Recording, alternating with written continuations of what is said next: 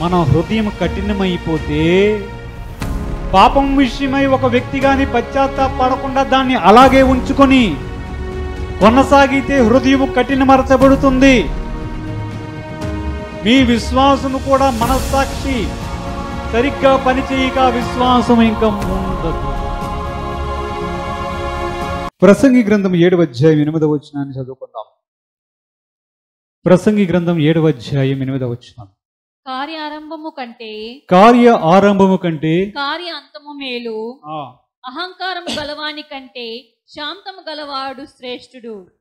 ప్రార్థన చేద్దాం. పరిశుద్ధుడైన తండ్రి, మహోన్నతుడైన దేవా, సర్వోన్నతుడైన తండ్రి, మీ పాదాలకు వందనాలు, స్తుతులు, స్తోత్రం చెల్లిస్తున్నాం. వాక్యమైన దేవా, మీరు మాతో మాట్లాడండి. మీ సన్నిధి మేము అనుభవించలాగిన సహాయం దయచేయండి. మా హృదయములు నీ వాక్య సత్య సారాంశాన్ని వ్రాయమని మా ప్రభును రక్షకుడైన యేసుక్రీస్తు పరిశుద్ధ నామమున అడిగి వేడుకొనుచున్నాము తండ్రి. ఆమేన్. ప్రసంగి గ్రంథం 7వ అధ్యాయం 8వ వచనములో వాక్యం సెలవిస్తుంది, కార్యాన్ని ఆరంభించడం కంటే దాన్ని ముగించడం చాలా ముఖ్యమని. అంటే ఏదైనా పనిని ప్రారంభించడం కంటే దాని ముగింపే చాలా ప్రాముఖ్యమైన విషయం. అది ఏ పనైనా కానివ్వండి, ముఖ్యంగా దేవుని విషయంలో ఏ పనైనా సరే ప్రారంభించడం అందరము ప్రారంభిస్తాం, కానీ దాన్ని ముగింపు చేయడం అనేది చాలా ప్రాముఖ్యమైన విషయం. యేసు ప్రభు వారు కూడా తాను సువార్త చేస్తున్నటువంటి రోజుల్లో ఇదే విషయాన్ని గురించి ప్రస్తావన చేశారు. లూకా సువార్త 14వ అధ్యాయం 28 నుంచి 30 వచనాలు మనం చూస్తే, లూకా సువార్త, మీలో ఎవడైనను ఒక గోపురము కట్టింపగోరిన ఎడల దానిని కొనసాగించుటకు కావలసినది తన యొద్ద ఉన్నదో లేదో అని కూర్చుండి తగులుబడి మొదట లెక్కించుకొనడా, చూచుకొనిన ఎడల అతడు దాన్ని పునాది వేసి ఒకవేళ దానిని కొనసాగింపలేకపోయినందున చూచువారందరూ ఈ మనుషుడు కట్ట మొదలుపెట్టెను గాని కొనసాగింపలేకపోయానని అతని చూచి ఎగతాళి చేయసాగుదురు. ప్రభువు చెప్తున్నాడు చూడండి, ఎవడైనా ఒకడు గోపురాన్ని కట్టించబోయి లేదా ఇల్లు కట్టించబోయి దాన్ని ప్రారంభించి మధ్యలో ఆపివేస్తే చూచిన వాళ్ళందరూ అంటారంట, వీడు మొదలు పెట్టాడు కానీ దాన్ని ముగింపు చేయలేకపోయాడని ఎగతాళి చేస్తారంట. దానికి ప్రభు చెప్తున్న మాట ఏమిటంటే, ముందే లెక్కలు వేసుకుంటారు కదా, కూర్చుండి ఆలోచన చేసి నేను ఇల్లు కట్టగలనా లేదా, నా దగ్గర ఉన్నటువంటి ధనం సరిపోతుందో లేదో ఆలోచించుకొని చేస్తాడు కదా. పునాది వేయడం ప్రారంభించడం కాదు కానీ దాన్ని ముగింపు చేయడం అనేది చాలా ముఖ్యమైన విషయం. చాలా ముఖ్యమైన విషయం. అంటే ప్రభు యొక్క వాక్యం ఏమని సెలవిస్తుంది? క్రైస్తవ జీవితానికి దీన్ని అన్వయిస్తే యేసు ప్రభు వారి దగ్గరికి చాలా మంది వస్తారు. ఎవరు వస్తారు? చాలా మంది యేసు ప్రభు వారి దగ్గరికి వస్తారు. మొట్టమొదట వారు యేసు ప్రభు వారి దగ్గరికి వచ్చినప్పుడు ఎలా ఉంటారంటే, చాలా సీనియర్స్ కంటే వారే ఎక్కువ భక్తిగా కనిపిస్తారు. మనం ఈ లోకంలో చూసినట్లయితే యేసు ప్రభు వారిని వెంబడించినటువంటి వారిలో చూస్తే కొద్దిమంది ఎలాగ ఉన్నారంటే, యేసు ప్రభు వారి దగ్గరికి వచ్చి మరలా కొంతకాలానికి వెనుదిరిగిపోయేవారుగా కనిపిస్తారు. యేసు ప్రభు వారిని నమ్మి బాప్తిసం పొందినటువంటి చాలా మంది మరలా ఆ యేసు ప్రభు వారిని కూడా విడిచిపెట్టి తిరిగి తమ పాత పద్ధతుల్లోనికి వెళ్ళిపోవడం మనం చూస్తున్నామా లేదా? ప్రజలు ఎలాగ చూస్తారు? యేసు ప్రభు వారి దగ్గరికి వీడు వెళ్ళాడు కానీ అక్కడేమీ జరగలేదు గనక తిరిగి వెనకకు వచ్చాడు అనే మాటలు కూడా చేస్తారు. ఏమర్థమవుతుంది? యేసు ప్రభు వారి దగ్గరికి వచ్చినటువంటి వారు విశ్వాసాన్ని కొనసాగించాలి.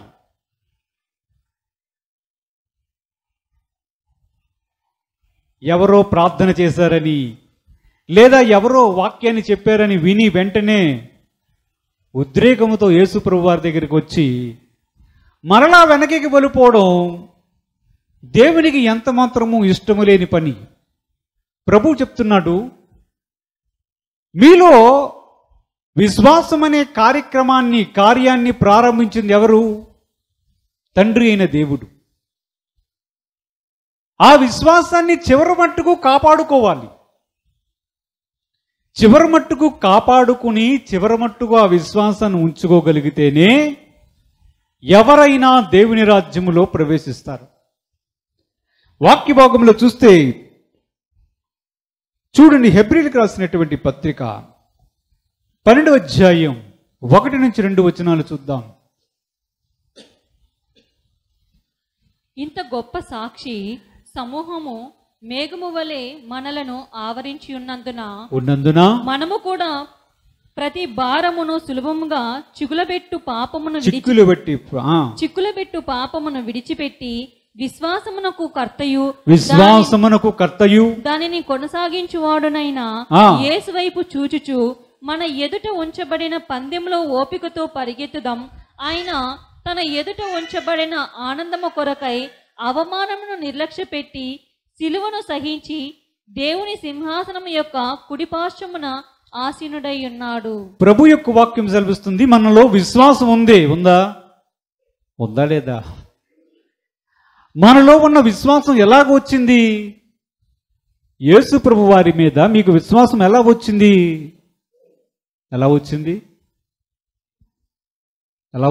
దేవుని యందు విశ్వాసం మీకు ఎలా వచ్చింది?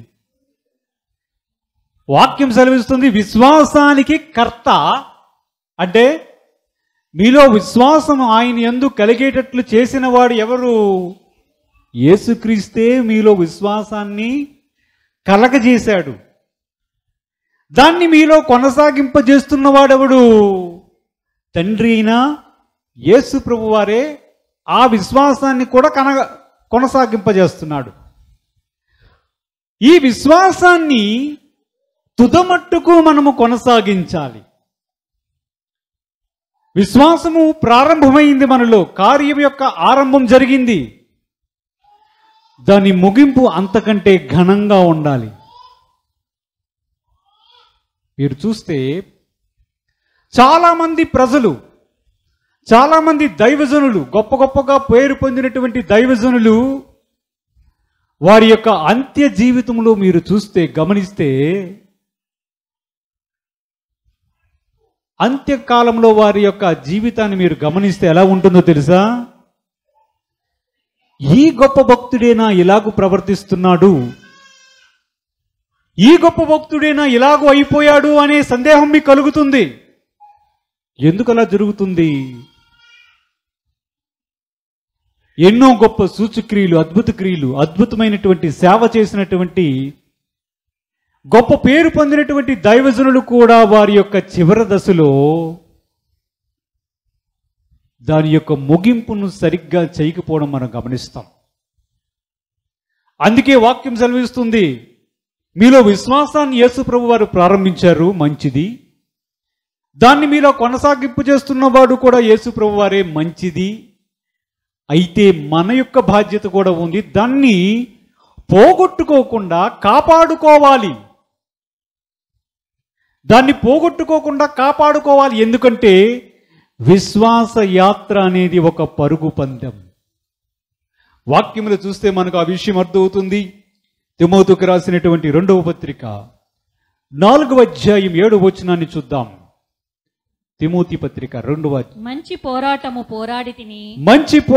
పోరాడి తిని నా పరుగు కడముట్టించి తిని విశ్వాసము కాపాడుకుంటుని. ఏమన్నాడు? అపోస్తలుడైన పౌలు గారు చెప్తున్నారు, మంచి పోరాటము పోరాడి తిని, నా పరుగు కడముట్టించి తిని, విశ్వాసము కాపాడుకుంటుని. ఏం కాపాడుకుంటున్నాడు? ఏం కాపాడుకున్నాడు? విశ్వాసాన్ని కాపాడుకున్నాడు. విశ్వాసానికి కర్త ఎవరు? యేసు ప్రభువారు. దాన్ని కొనసాగించువాడెవరు మనలో? యేసు ప్రభువారు. మరి కాపాడుకోవాల్సినటువంటి పని మనకేముంది? మనకేముంది? యేసు ప్రభువారే విశ్వాసాన్ని కలిగించినవాడు, దాన్ని కొనసాగిస్తున్నవాడు అయితే విశ్వాసాన్ని మనము కాపాడుకోవాల్సిన అవసరం ఏముంది? అపోస్తలుడైన పౌలు గారు చెప్తున్నారు, నేను పోరాటము చేశాను. దేని గురించి పోరాటం చేశాడు? తన విశ్వాసాన్ని కాపాడుకోవడం కోసమే ప్రారంభించాడు. దాన్ని చెప్తున్నాడు, నేను సరిగ్గా దాన్ని ముగించాను. అంటే కార్యం ఎలాగో ఆరంభించానో దాని యొక్క ముగింపు అత్యద్భుతముగా నేను ముగింపజేశాను అని చెప్పాడు. ఆ సాక్ష్యం కావాలి మనకి, ఆ సాక్ష్యం కావాలి. ఎందుకంటే ఆ విశ్వాసాన్ని మనలో లేకుండా చేసే అనేకమైన విషయాలు ఉన్నాయి. ఆ విషయాలు మనకు అర్థమవుతే ఎందుకు కాపాడుకోవాలో, ఎందుకు కార్యారంభం కంటే కార్య అంతము ముఖ్యమైనదో మనకు అర్థమవుతుంది. వాక్య భాగంలో చూస్తే ప్రకటన గ్రంథం 2వ అధ్యాయం 10వ వచనంలో చూద్దాం. ప్రకటన గ్రంథం 2వ అధ్యాయం 10వ వచనంలో చూద్దాం. ఇదిగో మీరు శోధింపబడినట్లు అపవాది మీలో కొందరిని చెరలో వేయింపబోచున్నాడు. 10 దినములు శ్రమ కలుగును, మరణము వరకు నమ్మకంగా ఉండుము, నేను నీకు జీవ కిరీటం ఇచ్చేదను. నేను నీకు జీవ కిరీటం ఇచ్చేదను అన్నాడు. ప్రభువు చెప్తున్నాడు, మరలా మరణం వరకు నీవు నమ్మకముగా ఉండాలి. అంటే విశ్వాసాన్ని ఏం చేయాలి? కాపాడుకోవాలి. గొప్ప గొప్ప విశ్వాసాన్ని ప్రదర్శించిన వారు సహితం తమ విశ్వాసాన్ని విడిచిపెట్టే పరిస్థితులు వస్తాయి. అప్పుడు కూడా ఎవరైతే దాన్ని విశ్వాసాన్ని కాపాడుకోగలుగుతారో వారు మాత్రం అపొస్తలుడైనటువంటి పౌలు గారు వలె చెప్పగలరు, నేను మంచి పోరాటము పోరాడి తిని. దేని గురించి పోరాటం? మనకు యేసు ప్రభు వారి యందు కలిగినటువంటి విశ్వాసాన్ని కొనసాగింపించే బాధ్యత మన మీద పెట్టాడు. దాన్ని కాపాడేవాడు ఆయన అయినప్పటికీ దాన్ని కొనసాగించవలసినటువంటి పని ఎవరిది? మనది. దానికి చెప్తున్నాడు, ఎందుకంటే సాతాను అపవాది ఏం చేస్తాడు? శోధించి మీ విశ్వాసాన్ని చెడగొట్టడానికి ప్రయత్నం చేస్తాడు. కాబట్టి మరణం వరకు నమ్మకముగా ఉంటే విశ్వాసం యొక్క ముగింపు జీవ కిరీటం దొరుకుతుంది. దేవుడికి స్తోత్రం కలుగును కాక. హల్లెలూయా.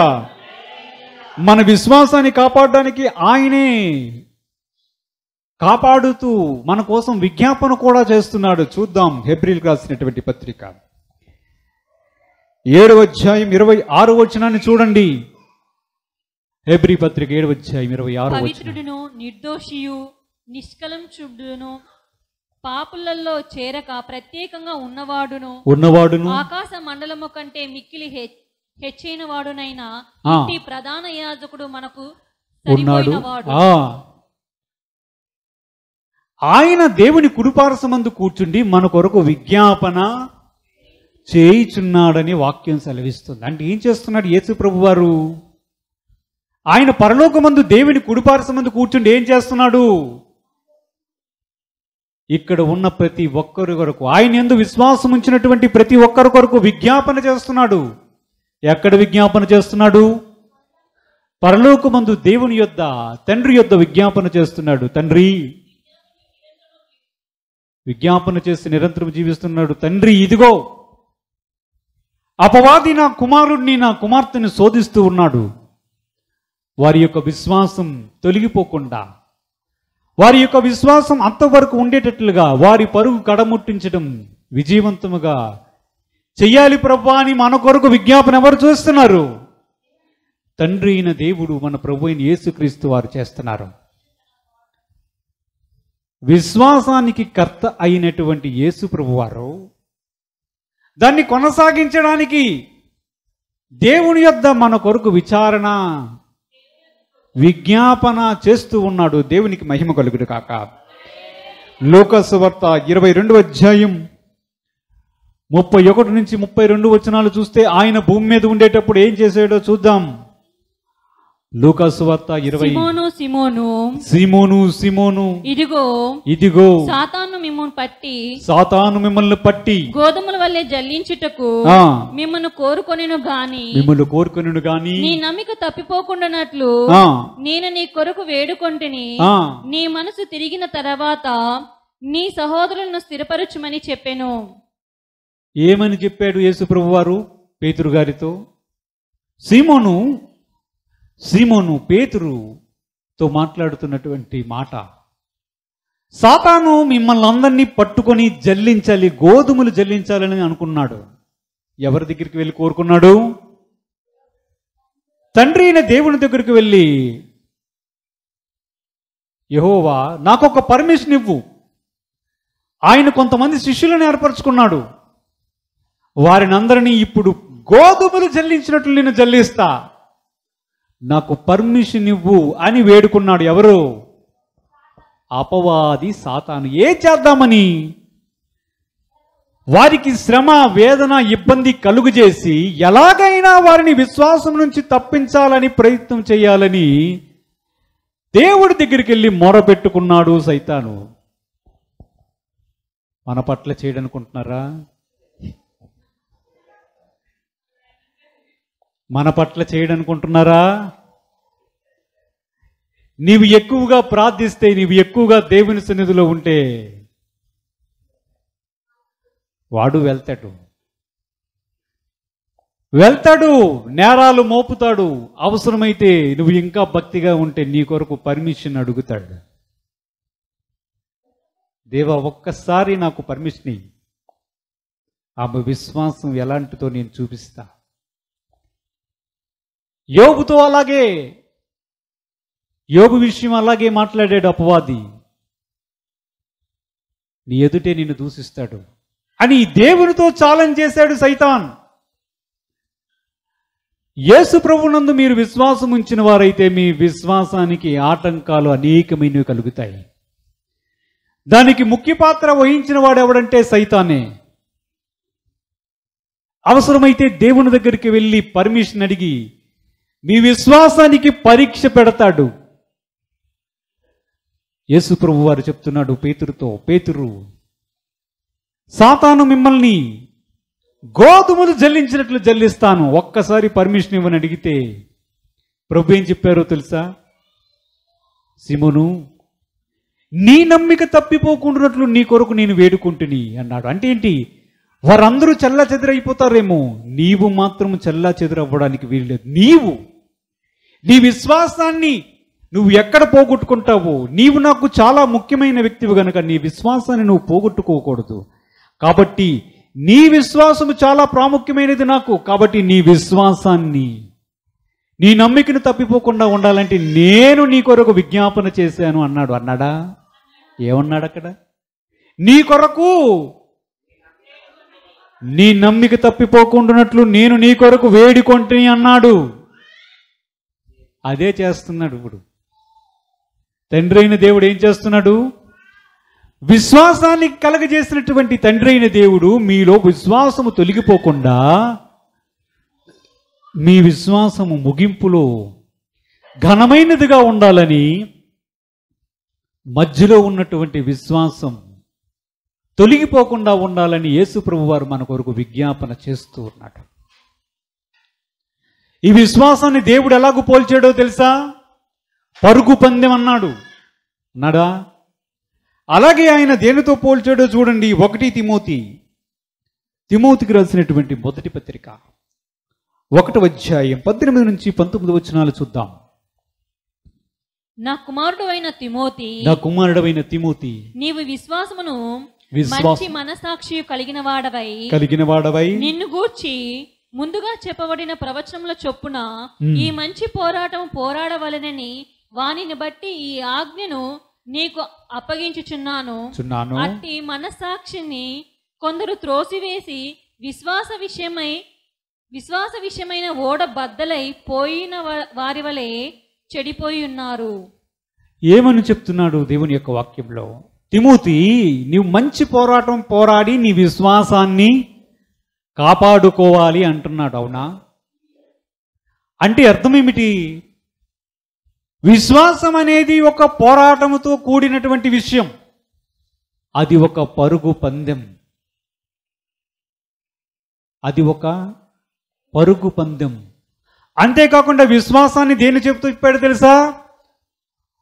ఓడతో పోల్చాడు. మీలో చాలా మందికి చాలాసార్లు దర్శనం వచ్చి ఉంటాయి.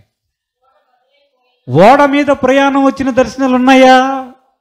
ఉన్నాయి కదా. ఆ ఓడ ఏమిటి? విశ్వాసం మీద ప్రయాణం చేస్తున్న దానికి గుర్తయి ఉంది. ఇప్పుడు వాక్యం సెలవిస్తుంది, చాలామంది ఆ పోరాటంలో ఓడిపోయి వారి ఓడలు బద్దలైపోయాయి. ఓడ బద్దలైపోయినట్లు కనిపించింది అంటే దాని అర్థం ఏంటో తెలుసా? విశ్వాసము ఓడిపోయిందని అర్థం. ఎవరు దీనికి ఆటంకం కలుగజేసేది? అపవాది కలుగజేస్తాడు. ఎలాగూ కలుగజేస్తాడు? మనం హెబ్రీయుల పత్రిక 12వ అధ్యాయం 1-2 వచనాలు చూసాం. అక్కడ మళ్ళా ఒక్కసారి చదివితే మనకు అక్కడ ఏం కనిపిస్తుంది? ఇంత గొప్ప సాక్షి సమూహము మేఘము వలె మనల్ని ఆవరించి ఉన్నందున మనము కూడా ప్రతి భారమును సులువుగా చికులబెట్టు పాపమును విడిచిపెట్టి విశ్వాసమునకు కర్తయు దానిని కొనసాగించువాడనైన యేసు వైపు చూచుచు మన ఎదుట ఉంచబడిన పందెంలో ఓపికతో పరిగెత్తుదాం. మరలా ఇక్కడ పందెమే అంటున్నాడు. ఆయన తన ఎదుట ఉంచబడిన ఆనందము కొరకై అవమానమును నిర్లక్ష్య పెట్టి సిలువను సహించి దేవుని సింహాసనము యొక్క కుడిపార్శ్వమున ఆసీనుడయ్యాడు. మరలా ఇక్కడ చెప్తున్నాడు. మనం చాలా దగ్గర చూస్తున్నాం, పందెం పందెం పరుగు పందెం పరుగు పందెం అంటున్నాడు. వాడది అని చెప్తూ ఉన్నాడు. సులువుగా చుక్కులు పెట్టే పాపం,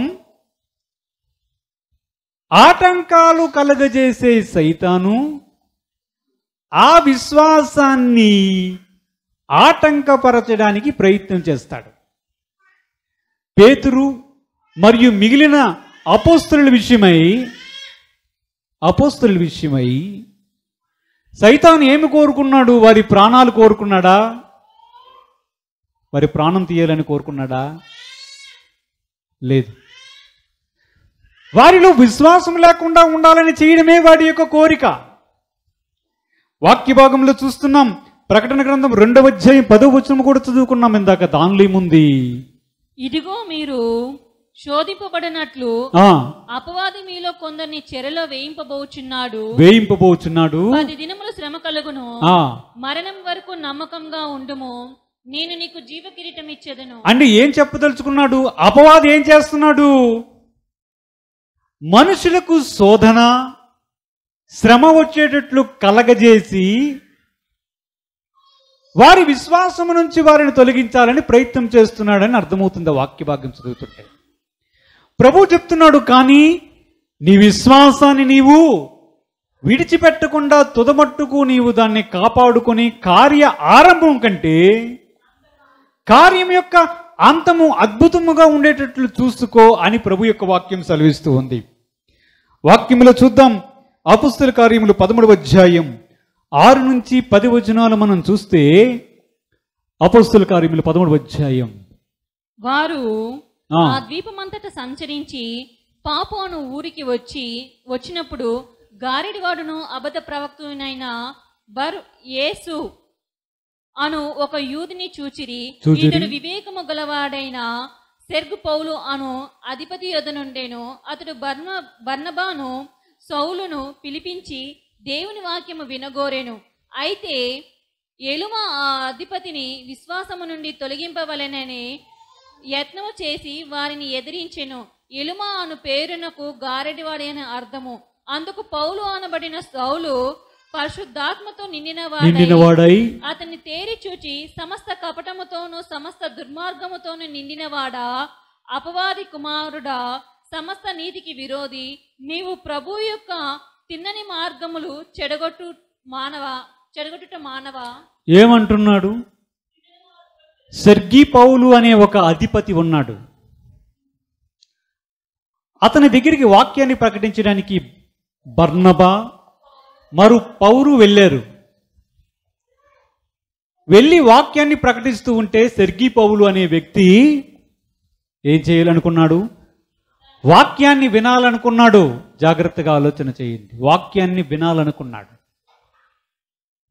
కానీ అదే అధిపతి పక్కన ఒక వ్యక్తి ఉన్నాడు. అతని పేరు బర్యేసు. ఏ పేరు? బర్యేసు అనే ఒక వ్యక్తి ఉన్నాడు. వాడు గారడీవాడు. వాడికి ఎలుమా అంటే గారడీవాడు అని పేరుంది. వాడు ఏం చేస్తున్నాడు? వాక్యంలో చదివిపడినటువంటి భాగంలో చూస్తే చెప్తున్నాడు, ఆ అధిపతిని విశ్వాసము నుంచి తొలగించాలని ప్రయత్నం చేస్తూ ఉన్నాడు. ఎవరి పని ఇది? ఎవరి పని? అపవాది యొక్క పని. అందుకు అపోస్తలుడైన పౌలు గారు ఏమన్నాడు? ప్రభు యొక్క మార్గములను చెడగొట్టుట మానవా అంటే ఏంటి? ఇంతకీ గారడీవాడు చేస్తున్నాడా? గారడీవాడులో ఉన్న సాతాను చేస్తున్నాడా? గారడీవాడులో ఉన్న సాతాను చేస్తున్నాడు. అప్పుడు ఏం చెప్పాలి అపోస్తలుడైన పౌలు గారు? ఏం చెప్పాలి? ఒకవేళ గనక గారడీవాడే చేస్తే, గారడీవాడా నువ్వు ఎందుకు ఇలా చేస్తున్నావు అనాలి. కానీ ఎలాగ మాట్లాడాడు?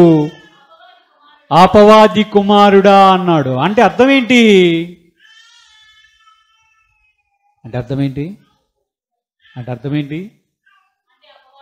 అపవాది చేస్తున్నాడు. సెర్గీ పౌలు అనే వ్యక్తిని విశ్వాసం నుంచి తొలగించేటట్లు చేసేది అపవాదే.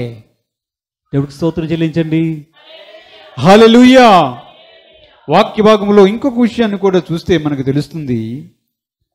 లూకా సువార్త 22వ అధ్యాయం 31 నుంచి 32 వచనాలు ఒకసారి మరలా చదువుకుందాం.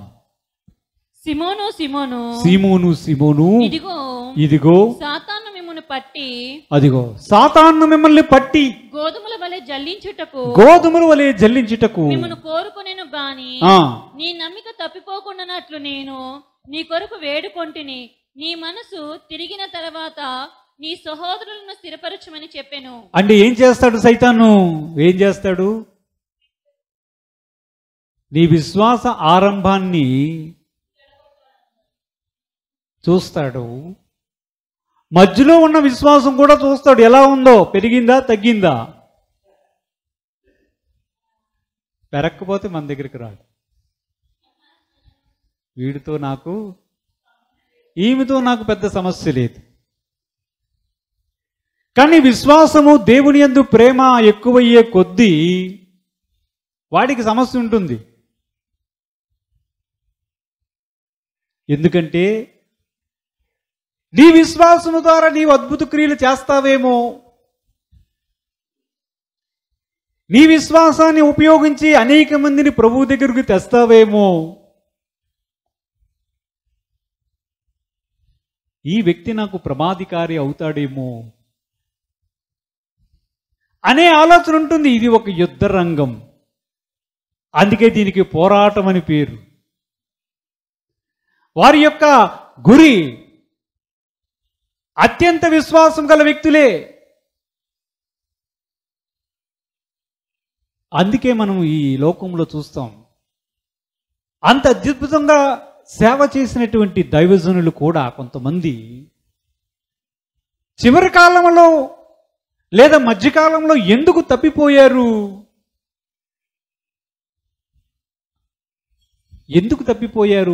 కారణం ఏమై ఉంటుంది? వారి విశ్వాసాన్ని చెడగొట్టే ప్రయత్నము చేసే అపవాది వలన. అది ఒక ముఖ్యమైన కారణం.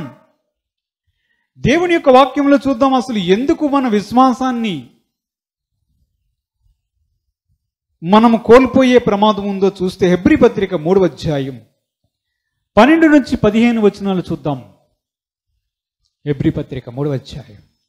సహోదరులారా జీవము గల దేవుణ్ణి విడిచిపోవునట్టి విశ్వాసము లేని దుష్ట హృదయము మీలో ఎవని యందైనను ఒకవేళ ఉండునేమో అని జాగ్రత్తగా చూచుకొనుడి.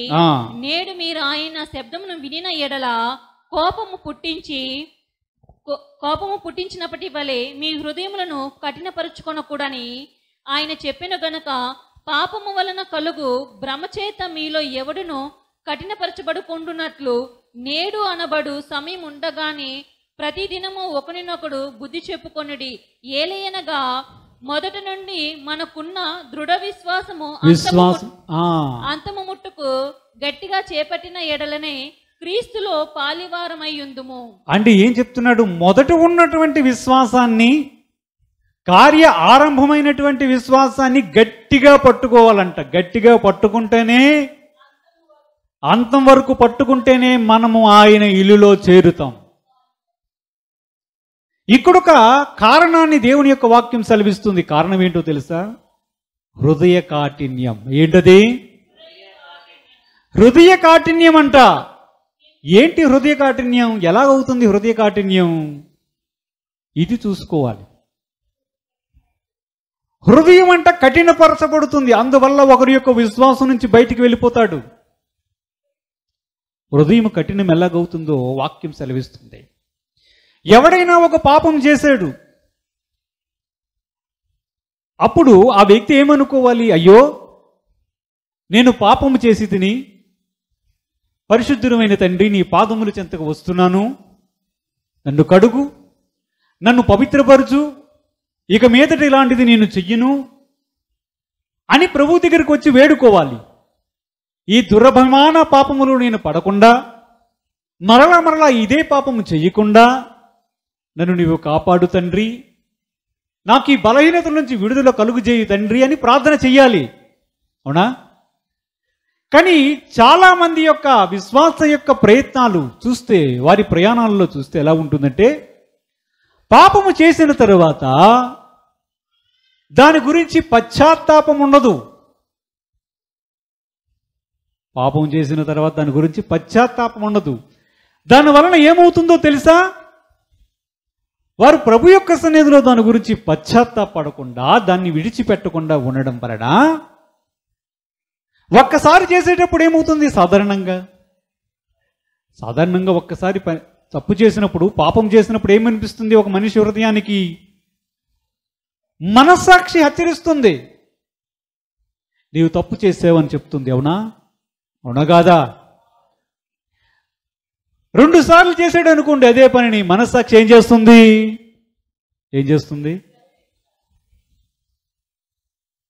మరలా హెచ్చరిస్తుందా? పదే అదే చేసాడు అనుకోండి, ఇంకా మనస్సాక్షి ఏమవుతుంది? ఇంక మనస్సాక్షి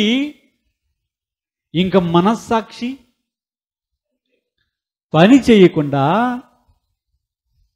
వాత వేయబడిన మనస్సాక్షిగా మారే అవకాశం ఉందా?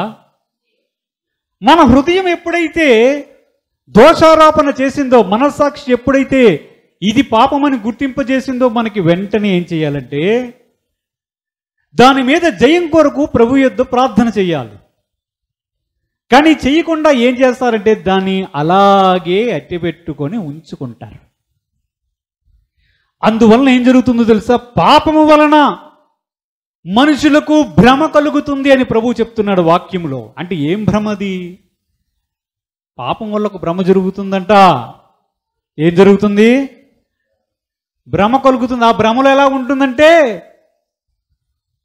ఎనస్థీసియా ఇచ్చినట్టు ఉంటుంది. ఏ నొప్పి తెలీదు, ఏ బాధ లేదు, హాయిగా ఉంది అనుకుంటారు. అది కొనసాగుతూ ఉంటే కొంతకాలానికి హృదయం కఠినపరచబడుతుంది. ఎప్పుడైతే హృదయం కఠినపరచబడుతుందో ఇంకా యేసు ప్రభు వారు స్వయంగా ప్రత్యక్షమై, దర్శనములు కాదు నీ ముందే ప్రత్యక్షమై, అమ్మా అటు వెళ్ళకమ్మా అది పాపం అని మీకు చెప్పినా మీరు వినరు. విశ్వాసం అనేది ఉండదు. ఇది వాక్యం సెలవిస్తున్నటువంటి సత్యం. అందుకే మనం చూద్దాం, వాక్య భాగంలో చూస్తే మనకి ఈ విషయం తెలుస్తుంది. 1 రాజుల గ్రంథం 11వ అధ్యాయం 9 నుంచి 10 వచనాలు చూద్దాం. 1 రాజుల గ్రంథం. ఇశ్రాయేలు దేవుడు దేవుడైన యెహోవా అతనికి 2 మార్లు ప్రత్యక్షమై నీవు ఇతర దేవతలను వెంబడింపవలదని అతనికి ఆజ్ఞాపించినను సొలొమోను హృదయము ఆయన యొద్ద నుండి తొలగిపోయేను. యెహోవా తనకిచ్చిన ఆజ్ఞను అతను గైకొనకపోగా యెహోవా అతని మీద కోపగించి సెలవిచ్చినదేమనగా, నేను నీతో చేసిన నా నిబంధనను కట్టడాలను నీవు ఆచరింపకపోవుట నేను కనుగొనుచున్నాను గనక ఈ రాజ్యము నీకుండకుండా నిశ్చయంగా తీసివేసి దాని ప్రభు ప్రత్యక్షమయ్యాడు. ఎవరికి? సొలొమోనుకి ప్రత్యక్షమయ్యాడు. సొలొమోను ఏం చేశాడు? దేవునికి నచ్చనటువంటి ఇతర దేవతలను వెంబడించాడు. ఎవరిని బట్టి వెంబడించాడు? తనకున్న భార్యలను బట్టి వెంబడించాడు. వృద్ధాప్యం అయిపోయింది, ముసలివాడైపోయాడు. ముసలివాడైనప్పుడు దేవుడు చాలాసార్లు 2 సార్లు ప్రత్యక్షమయ్యాడంట సొలొమోనుకి. సొలొమోన్, అది తప్పు నాయనా, చెయ్యవద్దు చెప్పాడంట. సొలొమోనుకి దేవుడు ప్రత్యక్షమయ్యే దేవుడు అత్యంతమైనటువంటి జ్ఞానము గల హృదయాన్ని కూడా ఇచ్చాడు. మొదట ప్రారంభం ఎలా ఉంది? అద్భుతంగా ఉంది. సొలొమోను యొక్క ప్రారంభం ఎలా ఉందనుకున్నారు? అద్భుతమైన ప్రారంభం. ముగింపు దశలోనికి వచ్చినప్పుడు ఏమైందంటే, సొలొమోనుకి ప్రత్యక్షమై దేవుడు చెప్తున్నాడు, సొలొమోను నా కుమారుడా, నీవు నన్నే వెంబడించాలి, నీవు నన్ను ప్రేమించాలి సొలొమోన్, ఇతర దేవతలు నీవు వెంబడించకూడదు అని చెప్పాడంట. స్వయంగా తండ్రి అయిన దేవుడే ప్రత్యక్షమై సొలొమోను పట్టించుకోలేదు. మరలా ప్రత్యక్షమయ్యాడు కొంతకాలానికి. సొలొమోను నా కుమారుడా, నువ్వు ఇతర దేవతలను వెంబడించొద్దు నాయన, నన్ను ప్రేమించు. నీ తండ్రి నన్ను ప్రేమించాడు, నీ తండ్రికి రాజ్యం ఇచ్చింది నేనే, నిన్ను కూడా రాజుగా చేసింది నేనే, నీకు అత్యధికమైనటువంటి జ్ఞాన హృదయాన్ని ఇచ్చింది నేనే, ఈ చుట్టుపక్కల ఎటువంటి యుద్ధాలు లేకుండా చేసింది నేనే. సొలొమోన్, నన్ను వెంబడించు, వాటిని వెంబడించకూడదు అని చెప్పాడు. వాక్యం సెలవిస్తుంది, అప్పటికే సొలొమోను యొక్క హృదయం అతని వద్ద నుంచి దూరంగా వెళ్ళిపోయిందంట. ఎందుకంటే పాపం వల్ల కలిగే భ్రమ చేత ఒక మనిషి యేసునందుకు వచ్చినటువంటి ఒక వ్యక్తి ఏం చేస్తాడో తెలుసా? క్రమక్రమేపీ తండ్రి అయిన దేవునికి దూరమైపోతాడా? అతనిలో ఉన్న విశ్వాసం క్రమక్రమేపీ సన్నగిల్లిపోతుంది. వారి యొక్క మనస్సాక్షి కూడా వాక్యానికి స్పందించదు. వాక్య భాగంలో చూస్తే మనకు తెలుస్తుంది. 1 తిమోతి పత్రిక 4:1 చూద్దాం. అయితే కడవరి దినములలో కొందరు అబద్ధికుల వేషధారణ వలన మోసపరచు ఆత్మలయందును దయ్యముల బోధలయందును లక్ష్యముంచి విశ్వాస భ్రష్టులగుదురని ఆత్మ తేటగా చెప్పుచున్నాడు. ఇక్కడ రెండవ కారణాన్ని ప్రభువు చెప్తున్నాడు. మొదటి కారణం మనం చూసాం.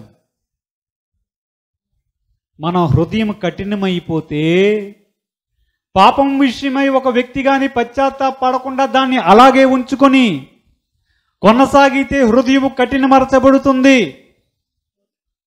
మీ విశ్వాసము కూడా మనస్సాక్షి సరిగ్గా పనిచేయక విశ్వాసం ఇంకా ఉండదు. ఇంకొక వాక్య భాగంలో మనం చూసాం. ఇప్పుడు మన విశ్వాసాన్ని తొలగించే పనిని సైతాను ఇంకొక రకంగా మొదలుపెట్టాడు. పాపానికి పడ్డం లేదా చూస్తున్నాడు. ఈ వ్యక్తి పాపానికి పడ్డం లేదు. ఇప్పుడు రెండవ ప్లాన్ ఏర్పాటు చేసుకున్నాడు. మొదటి ప్లాన్కి అలాగా అవ్వడం లేదు కనుక ఇప్పుడు రెండో ప్లాన్ ఏర్పాటు చేసుకున్నాడు. ఏం ప్లాన్ చేశాడు? మోసపరిచే ఆత్మలను సిద్ధం చేశాడు. మోసపరిచే ఆత్మలను సిద్ధం చేసుకున్నాడు. అబద్ధ బోధకులను సిద్ధపరుచుకున్నాడు. వాక్యం మరలా మనం చదివితే ఏముందక్కడ?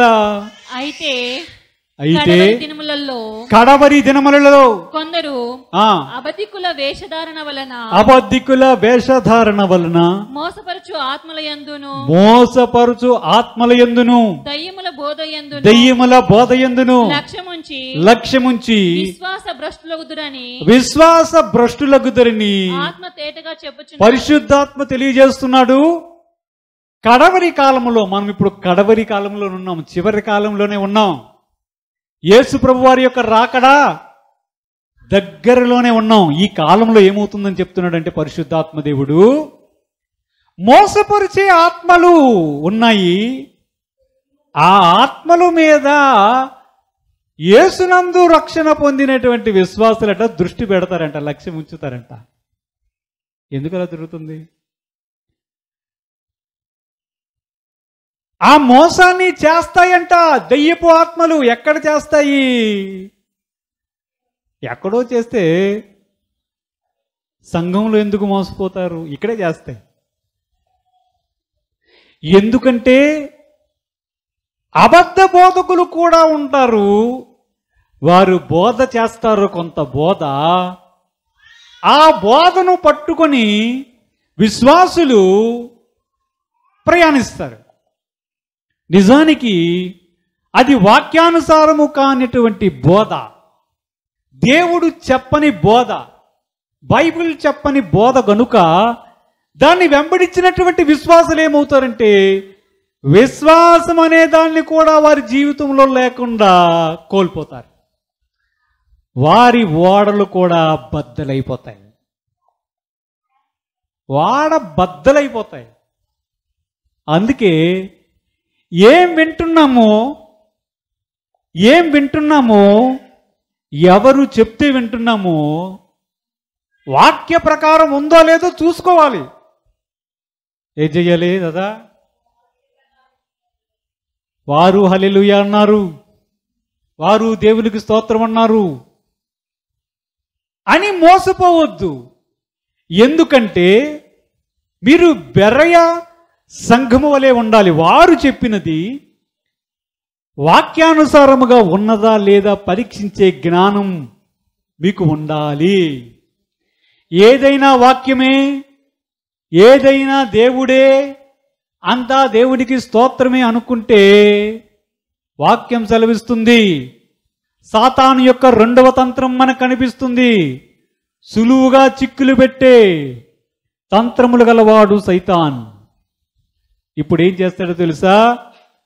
విశ్వాసములో ప్రయాణిస్తున్నావా చూస్తాడు. ఒక అబద్ధ బోధకుడిని ఏర్పాటు చేసి నీకు బోధిస్తాడు. అప్పుడు ఆ బోధ ప్రకారం అడుగులు వేయడం ప్రారంభిస్తే విశ్వాసము భ్రష్టత్వములోనికి వెళ్ళిపోతుంది. ఇంకా ఈ విశ్వాసం కడ వరకు కొనసాగదు. ఇంకా ఇప్పుడు ఒక విషయాన్ని మనం ఆలోచన చేద్దాం. నాకు కాదు, పాస్టర్ ఎవరో ఒక పాస్టర్కి రెండో పెళ్లి కూడా చేసుకోవాలని ఉందనుకుందాం. లేదా ఆ పాస్టర్గా ఉన్న వ్యక్తికి రెండో భార్య కూడా ఉందనుకుందాం. అప్పుడు ఏం బోధ చేస్తాడు? దావీదుకు లేరా చాలామంది భార్యలు అంటాడా? సొలొమోనుకి లేరా? బైబిల్ చెప్పడం లేదా? కాబట్టి దీనిని బట్టి మనకు తెలియజేయబడినది ఏమనగా మీరు రెండు కాదు ఎన్నైనా చేసుకోండి అంటారు. ఎందుకంటే మన యొక్క బుద్ధి, మన యొక్క ఆలోచనని బైబిల్లో జొప్పించి బోధించడం వలన విశ్వాసభ్రష్టులు అయిపోతారు ప్రజలు. ఇలాంటి వాక్యాలు చెప్తే ప్రజలు ఏమవుతారు? పెళ్లి చేసుకోకూడదు అనుకున్నవాడు కూడా 3-4 పెళ్లి చేసుకుంటాడు. దేవుని యొక్క వాక్యం హెచ్చరిస్తుంది. మనం ఒక ఉదాహరణ మాట్లాడుతున్నాము, కానీ అబద్ధ బోధకులు ఉన్నారు. వారి యొక్క బోధ వినేటప్పుడు మీరు వాక్యానుసారముగా ఉందా, దేవుని యొక్క వాక్యం ఎలాగో సెలవిస్తుందో లేదో పరీక్షించే జ్ఞానం ఉండాలి. లేకపోతే అలా కూర్చొని బైబిల్ చదువుకోండి. ఇదేలి బైబిల్ చదువుకోండి, ప్రభువా నాతో మాట్లాడు అను ప్రార్థన చేయండి, మీతోనే అద్భుతంగా దేవుడు మాట్లాడుతాడు. మీరు ఏది మంచి ఏది చెడ్డ అన్నది విచారించలేని స్థితిలో ఉంటే నన్ను అడిగితే నా అభిప్రాయం ప్రకారం మీ చేతిలో చదువు వచ్చిన కనుక బైబిల్ చదువుకొని ప్రభువా నాతో మాట్లాడంటే మీతో స్పష్టంగా చక్కగా మాట్లాడతాడు. ప్రతి దాన్ని గురించి మీరు పరీక్షించి వివేచించే జ్ఞానం మీకుందా? ఉందా? ఉందా లేదా చెప్పండి. దేవుడికి స్తోత్రం. హల్లెలూయా. అలాగని పూర్తిగా వినవద్దని నేను చెప్పడం లేదు. కొంతమంది మంచి దైవ సేవకులు ఉన్నారు, దేవుని యొక్క వాక్యాన్ని ఉన్నది ఉన్నట్లుగా చెప్పే బోధకులు కూడా ఉన్నారు. అంటే మీరు సరిగ్గా ఎంచుకోవాలి. ఆ ఎంచుకోవడం రాకపోయినప్పుడు ఏం చేయాలి? ఇది చదువుకోవాలి.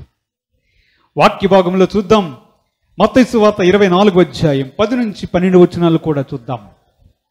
మత్తయి సువార్త. అనేకులు అభ్యంతరపడి ఒకరినొకడు అప్పగించి ఒకరినొకడు ద్వేషింతురు. అనేకులైన అబద్ధ ప్రవక్తలు వచ్చి పలువురిని మోసపరిచెదరు. ఏం చేస్తారు ఇప్పుడు? మోసపరిచే ఆత్మలు అన్నామా? అబద్ధ ప్రవక్తలు వస్తారంట, వారు కూడా వచ్చి మోసపరుస్తారు. అంతే సంగతులు. అంటే విశ్వాసాన్ని చెడగొట్టడానికి సాతాను ఎన్నుకున్న రెండవ మార్గం ఏమిటి? చూస్తాడు, మొదట పాపానికి పడతాడా? అయితే దేవుని దగ్గరికి వెళ్ళి పర్మిషన్ తీసుకుందాం, వీడి సంగతి ఏదో తేలిద్దాం. రెండు జరగలేదు. చర్చికి వెళ్తున్నాడా? వాక్యం వింటున్నాడు కదా, ఇంకొకటి సెట్ చేస్తా.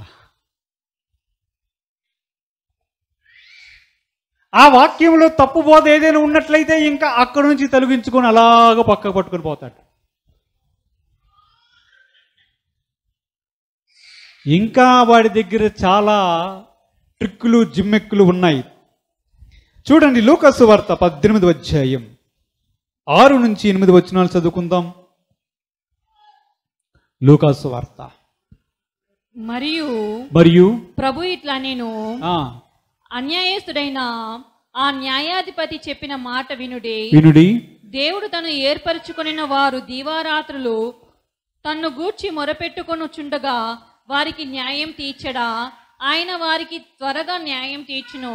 వారి విషయమే కదా ఆయన దీర్ఘశాంతము చూపుచున్నాడని మీతో చెప్పుచున్నాను. ఆయనను మనుష్య కుమారుడు వచ్చినప్పుడు ఆయన భూమి మీద విశ్వాసము కనుగొనునా? యేసు ప్రభు వారి యొక్క ఉపమానం ఇది. ఎవరు చెప్పారు ఈ ఉపమానం? యేసు ప్రభు వారే చెప్పారు. ఏం చెప్పారో తెలుసా? చివరగా ఉపమానం చెప్పి అన్నాడు, అయినా నేను రెండవ రాకడలో వచ్చినప్పుడు నేను భూమి మీద విశ్వాసాన్ని కనుక్కుంటానా? అంటే ఏంటి? ఏమంటున్నాడు? నేను భూమి మీదకి తిరిగి వచ్చినప్పుడు విశ్వాసాన్ని కనుక్కుంటానా అంటున్నాడు. అంటే ఏంటి? అంటే ఏంటి? అంటే ఏంటి?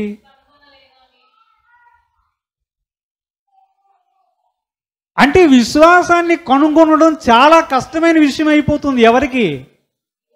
యేసు ప్రభు వారు గారే, నేనే విశ్వాసాన్ని ప్రారంభించాను, కొనసాగింపజేస్తున్నాను, అయినా నేను విశ్వాసాన్ని నేను భూమి మీదకి వచ్చినప్పుడు కనిపెట్టలేను. ఎందుకో తెలుసా?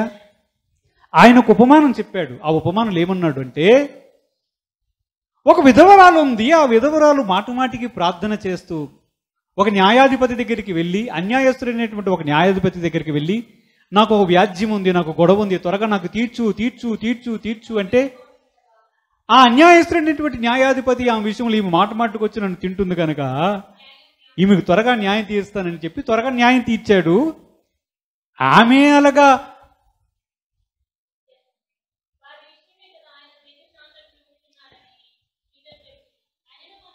మనుష్య కుమారుడు భూమి మీదకి వచ్చినప్పుడు ఆయన ఏమంటున్నాడంటే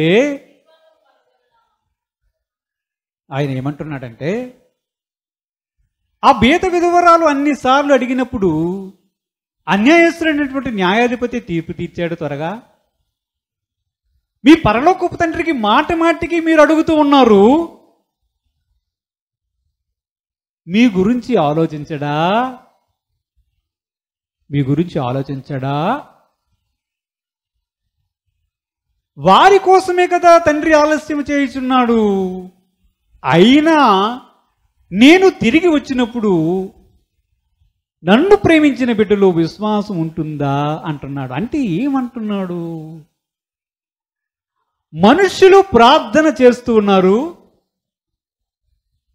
పాస్టర్ గారు చెప్పినటువంటి వాక్య ప్రకారం యేసునందు విశ్వాసం ఉంచుండి, అమ్మ మీకు ఏ బాధ అయినా, ఏ శ్రమ అయినా, ఏ వేదనైనా, ఇదే కదా,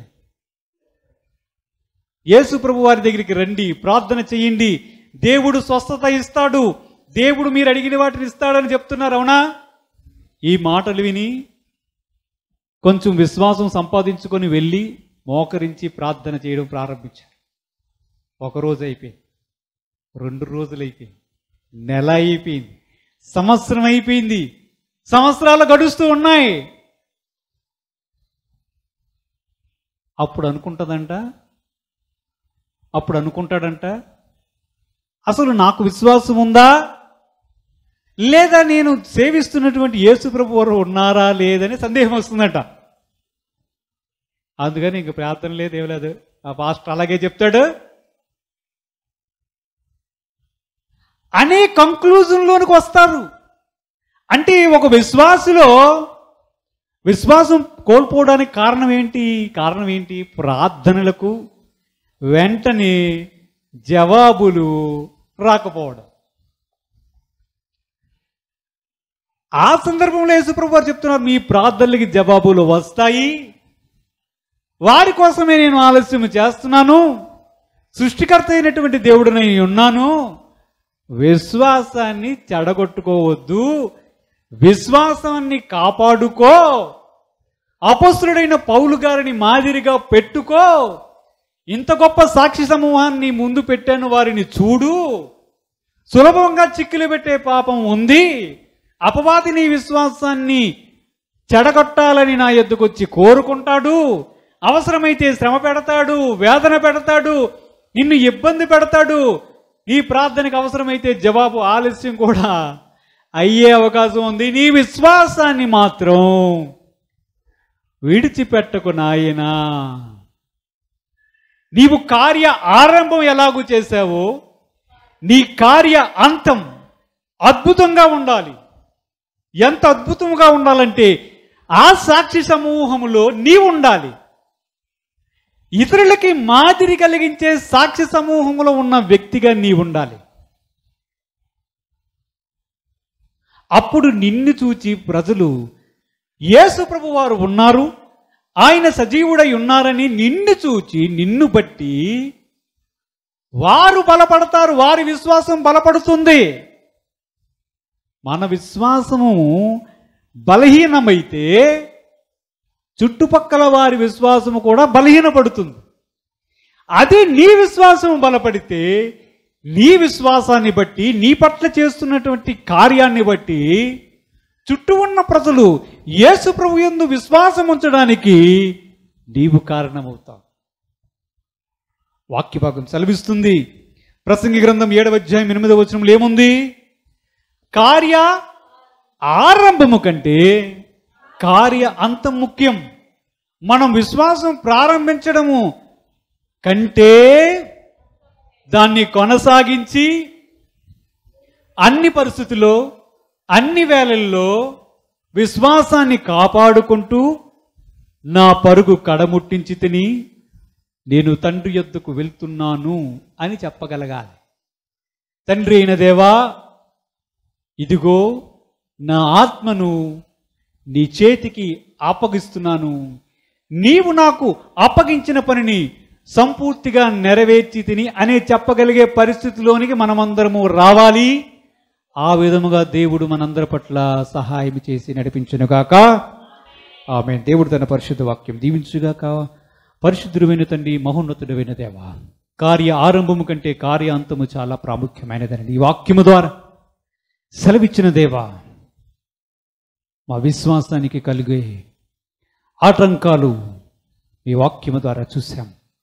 పరిశుద్ధుడైన తండ్రి, మరణం వరకు నమ్మకముగా ఉంటే జీవ కిరీటం ఇస్తానని సెలవిచ్చిన దేవా, మా విశ్వాసాన్ని మేము కూడా కాపాడుకుంటూ నీ వైపు చూచుచూ ఈ రక్షరాజ్యంలో చేరినట్లుగా జీవకిరీటం మేమందరం పొందుకున్నట్లుగా మాకు సహాయం చేయమని మా ప్రభువును రక్షకుడైన యేసుక్రీస్తు వారి అతి పరిశుద్ధ నామమున అడిగి వేడుకొనుచున్నాము తండ్రి.